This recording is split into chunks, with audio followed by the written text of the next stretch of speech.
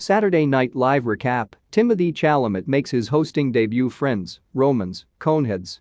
Lend me your ears.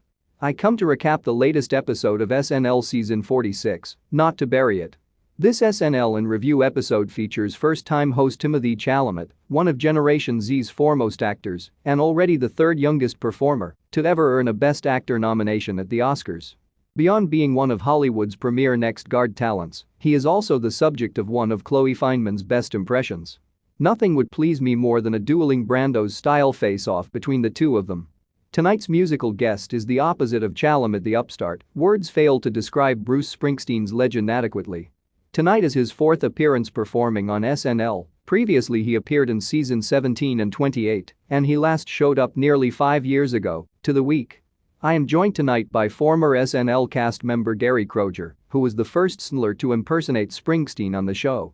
For those keeping score, Kroeger played the boss in the I Am Also the World sketch in the March 30, 1985 episode hosted by Hulk Hogan and Mr. T. Kroeger recalls Jim Belushi thinking that he should be Bruce because Bruce was the biggest act in the world at the time. I won out simply because I could look a bit like him and could actually sing in a gravelly voice.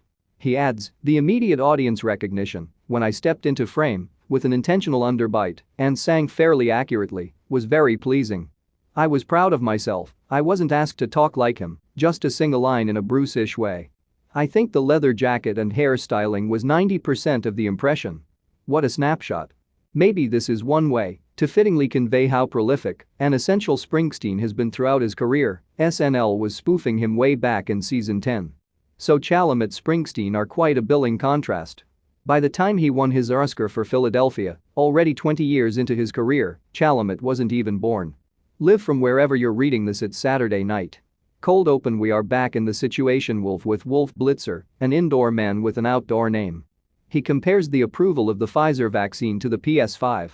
Beck Bennett has made Blitzer a recurring character of late. Dr. Fauci is back, and this time he is not played by Brad Pitt, as he was during the numbers Lathams. This time, Kate McKinnon gets the ball, looking a haluva like Katrina Johnson's Ross Perot from All That.